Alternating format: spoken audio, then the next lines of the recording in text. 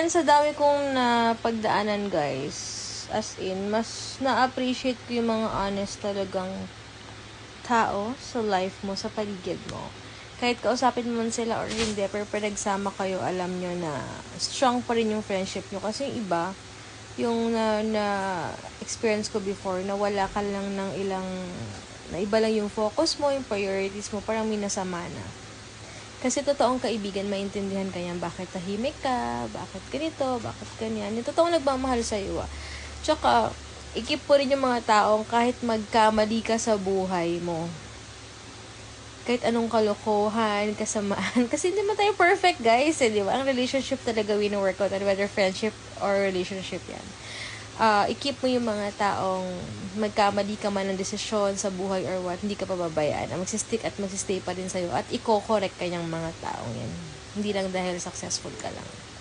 Dito naiyak pa ako kasi parang napapaisip ko, ano bang ginawa ko? Bakit ganito? Bakit ganito na ang dami ng issue? Bakit ang dami ng na gawang mga kwento na sinabi ko daw, ganyan, na hindi ko naman matandaan at hindi ko naman kayang i-take sabihin talaga yon. Pero hindi ko na para ipagtanggol yung sarili ko. Sabi nga sa church kahapon, kahit hindi mo makita na mag-suffer or kung ano man pag yung karma ng ibang tao, si God is may justice pa rin yan. Makita mo yan or hindi, guys, alam mo na si God na lang bahala sa justice natin. Natin kailangan gumantay, natin kailangan gumawa ng masama, di natin kailangan magsabi rin or mag-fight back kung ano pa, kapag talo ka pa dyan.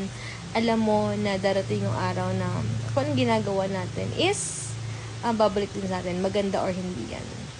Masasaktan talaga tayo kapag nabe-betray tayo, pag may ginawa tayong, or may ginawa silang hindi maganda, na sabi sa atin na hindi maganda, guys. That's normal. Yun naman talaga, pero maiisip mo na, ay, darating yung time, after 1 year, 2 years, 3 years, darating yung time na ma-realize mo, ay, kaya pala sila tinanggal ni God sa buhay mo kasi ganito. Ay, kaya naman pala, ay, buti na lang pala tinanggal sila ni God sa buhay natin kasi kung hindi, ganyan. Alam mo yun? Totoo yun, guys, kasi nangyari talaga yan sa akin. Akala lang natin, nababasa-basa lang natin sa mga quotes. Yung mga sinishare ko, akala mo parang, diba, parang kita natin sa feed natin, okay, normal quote lang, pero kapag yung may na-experience ka, ang laki ng meaning pala nun, at alam mo yung totoong meaning at naranasan mo na siya. Ganun yun. Ganun pala yun, no? Kaya, sobrang happy ako. Wala akong regrets sa past ko talaga. Guys, marami pa tayong, hindi porket marami tayong na-experience sa buhay, that's enough, or yun na yun. Every day, it's a learning process pa rin. Syempre, hindi naman yan porket anday mo marami pa rin tayong may experience, magkakamali pa rin tayo. Tao lang tayo, guys, pero ilagi niyong isipin, sa bawat pagkakamali natin, sa bawat maling desisyon na nagagawa natin, okay lang yun. Kasi may lesson dyan. Minsan, dyan yung way ni God na hinahayaan niya mangyari yan para sa growth natin.